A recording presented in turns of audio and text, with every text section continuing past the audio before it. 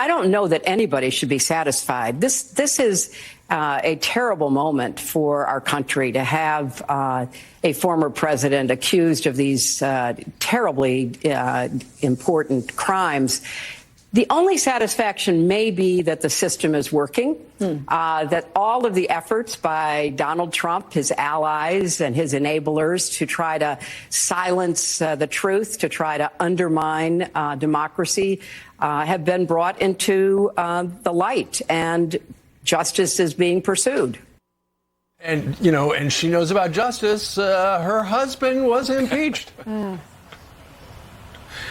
Yeah, I mean, this is the same person who got away with clear crimes in her email scandal, and also the same person that got rich off of her foundation by Russian payments. And this is the same person who invented the Russia collusion hoax, funded the phony dossier, and had her minions give phony evidence to the FBI to try to drive Trump from office. I mean, her hypocrisy is pretty rich. And also questioned her election, remember, when she ran against Donald Trump and lost? It was because of the Russians. Exactly. Hey, Greg, thank you very much for getting up early for us today. Okay, my pleasure, Steve. You bet. We've got all sorts of legal experts on tap. We've got 3 hours. We're going to have one of the president's attorneys, Alina Habba, join us. Also, Matt Whitaker, the former acting U.S. Attorney General. Jonathan Turley knows all about the Constitution. So we've got a very busy Tuesday that starts right now. And by the way, a clip you'll see later on is Rachel Maddow says to Hillary Clinton, you know, we have to learn to accept elections. You can't just push back every time you don't like an election the way it goes. Is she that oblivious? She doesn't know who she was talking to? A woman that says everybody knows that Donald Trump was illegitimately elected. He lost the election. She spent 4 years saying that same exact thing and then plotted against him.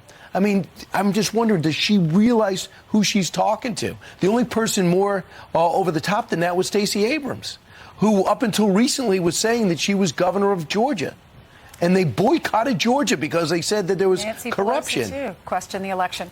A bleach bit, a hammer.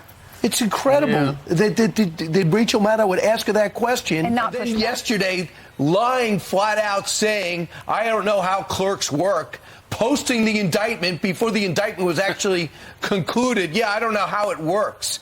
And then she wouldn't answer the question if she's collaborating with Jack Smith. I'm not talking to you. No, this is an orchestration.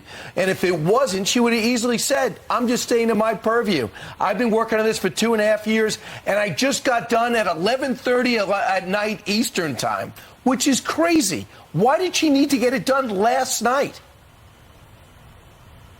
Because she was embarrassed by their own incompetence, stupidity, and malevolence exposed. So, you know, she didn't want people to go to bed at night with the, leading story being how, they already had the indictment before the jury had voted on the charges.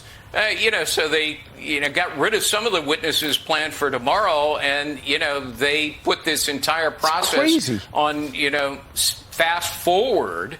To bring this indictment. And, now they're lying about, it was a fictitious document on the clerk's website. No, it wasn't. Take a look at what was originally posted and what was eventually posted as an indictment. They're one and the same. Yeah. And then she has the audacity to feign no knowledge of it all. This just underscores how too many officials are weaponizing government and our justice system to go after political opponents and criminalizing otherwise lawful conduct. Speaking of political opponents, Hillary Clinton, Donald Trump, remember back in the day?